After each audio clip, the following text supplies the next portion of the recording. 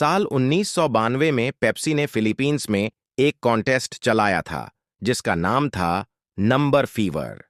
लेकिन ये कॉन्टेस्ट एक ऐसी त्रासदी में बदल गया जिसने 5 लोगों की जान ले ली।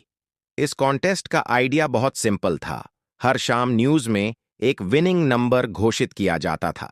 उदाहरण के तौर पर अगर अगला दिन का विनिंग नंबर 37 होता तो जिस किसी के पास पेप्सी की बोतल का ढक्कन बॉटल कैप होता जिस पर 37 लिखा होता उसे मिलते 10 लाख पेसो।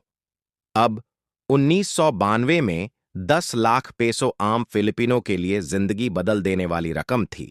इसीलिए पूरा देश इस कॉन्टेस्ट में दीवाना हो गया।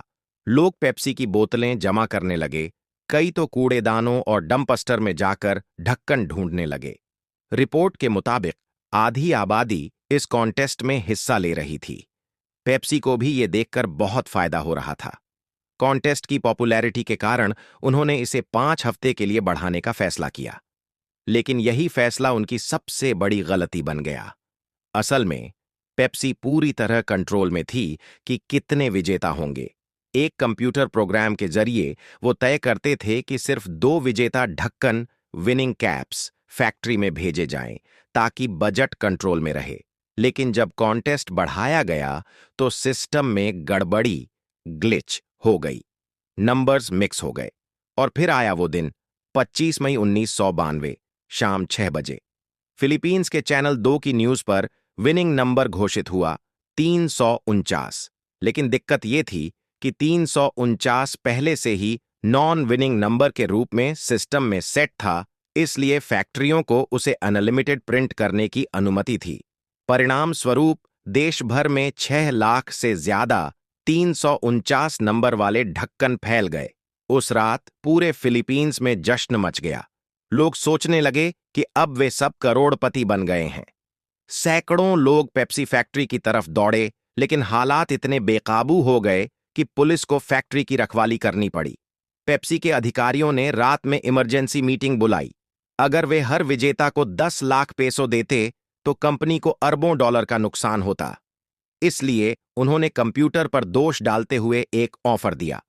हर विजेता को सिर्फ 500 पेसो, लगभग $8। लेकिन ये असली इनाम का सिर्फ 0.5% था। कुछ लोगों ने यह ऑफर मान लिया, लेकिन ज्यादातर ने इनकार कर दिया और गुस्सा और बढ़ गया। लोगों का कहना था कि पेप्सी एक अरबों डॉलर की कंपनी है, उसे अपना वादा निभाना चाहिए। लेकिन पेप्सी झुकी नहीं।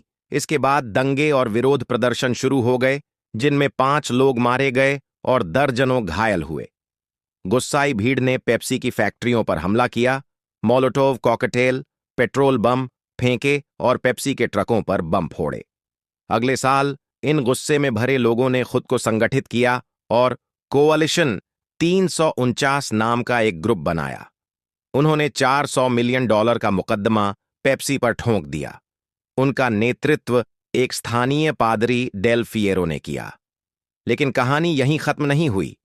1993 में कुछ रिपोर्ट्स सामने आईं कि पेप्सी ने खुद अपने ट्रक और फैक्ट्रियां बम से उड़वाने के लिए लोगों को पैसे दिए ताकि जनता को आतंकवादी साबित किया जा सके और मुकदमे में पेप्सी का पक्ष मजबूत दिखे। कुछ पुलिस अफसरों ने भी इस बात की गवाही दी, हालांकि पेप्सी के वकील ने इसे पूरी तरह झूठ कहा। आखिरकार 1993 में अदालत ने 9 पेप्सी अधिकारियों के खिलाफ गिरफ्तारी वारंट जारी किया। ये कोअलिशन 349 के लिए बड़ी जीत थी, लेकिन ज्यादातर केस बाद में खारिज कर दिए गए और 2006 में अदालत ने आधिकारिक तौर पर फैसला सुनाया कि पेप्सी नंबर फीवर हादसे में लापरवाह नहीं थी। आखिर में पेप्सी को सिर्फ 1,50,000 पेसो का जुर्माना देना पड़ा। पर फिलीपींस के बहुत से लोग आज भी उस घटना को याद करके सदमे में आ जाते हैं। कई जगहों पर आज भी पेप्सी का नाम लेना अशुभ या अपमानजनक माना जाता है। जब पेप्सी से हाल ही में इस बारे में पूछा गया तो कंपनी ने जवाब दिया, ये घटनाएं लगभग 30 साल पहले हुई थीं। उस समय के किसी भी अधिकारी का अब पेप्सिको से कोई संबंध नहीं है। हमें गहरा दुख है कि हमारी गलती से फिलीपींस के लोगों को पीड़ा झेलनी पड़ी। ऐसे और दिलचस्प वीडियो देखने के लिए हमारे चैनल को सब्सक्राइब करें और वीडियो को लाइक करना न भूलें।